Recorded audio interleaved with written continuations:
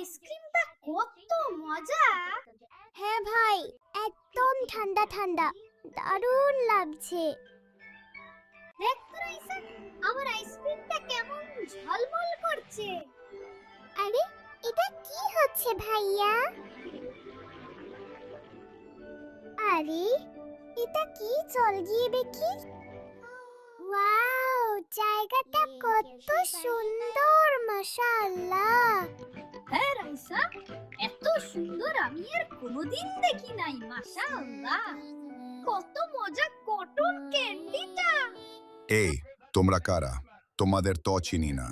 আমাদের কিছু করবেন না, আমরা আইসক্রিম খাওয়ার সময় এখানে চলে আসলাম। ও, নাও এটা তোমাদের জন্য জাদু আইসক্রিম। তোমরা অনেক কিউট।